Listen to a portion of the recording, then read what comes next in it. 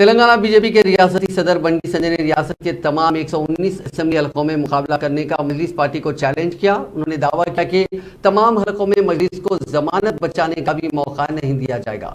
शहर के मजाफाती इलाके मन्नेगुड़ा में बीजेपी के कारकुनों के लिए मुनक़िदा वर्कशॉप से खिताब करते हुए बंडी संजय ने कायदे मजलिस अकबरुद्दीन अवैसी की जानिब से 50 असेंबली हलकों में मुकाबला करने के ऐलान पर अपना रद्द-ए-अमल जाहिर किया। उन्होंने कहा कि मजलिस हुक्मरान जमात BRS की हलीफ जमात है, लेकिन असेंबली में ये दोनों जमातें एक दूसरे के कट्टर मुखालिफ के तौर पर पेश आते हैं। उन्होंने कहा कि बीजेपी को शिकस्त देने के लिए ये दोनों जमातें साजिश कर रही हैं, लेकिन उनकी साजिशों को नाकाम बनाया जाएगा। बंडी संजय ने BRS और कांग्रेस पार्टी को भी एक ही सिक्के के दो रुख करार दिया। बंडी संजय ने कहा कि 15 दिन के अंदर रियासत भर में 11,000 कॉर्नर मीटिंग्स का एहतमाम किया जाएगा, जो रियासत की तारीख में पहला मौका होगा।